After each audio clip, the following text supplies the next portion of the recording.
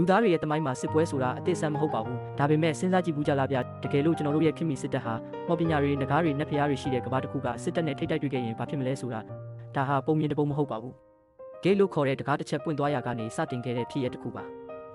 ဂျပန်နိုင်ငံတိုကျိုမြို့ရဲ့လူစီကားတဲ့နေရာတစ်ခုဖြစ်တဲ့ဂင်ဇာရက်ကွက်ထဲမှာရုတ်တရက်ဆိုသလိုရှေးဟောင်းတကားပေါက်ကြီးပေါ်လာခဲ့တယ်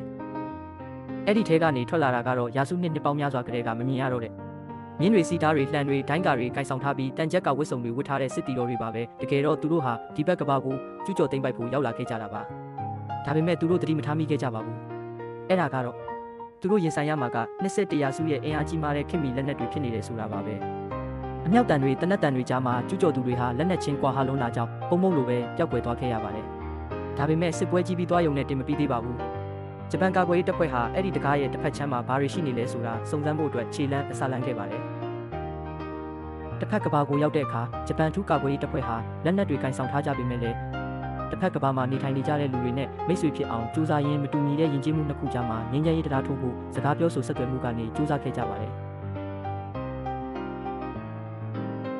ဒါပေမဲ့နိုင်ငံရေးဆိုတာကထင်သလောက်မရိုးရှင်းပါဘူးဒီဘက်ကဘာကအင်အားကြီးနိုင်ငံတွေကလည်းအဲ့ဒီအထူးဒေသတွေကတယံဇာတာတွေကိုမျက်စိကျလာတယ်လို့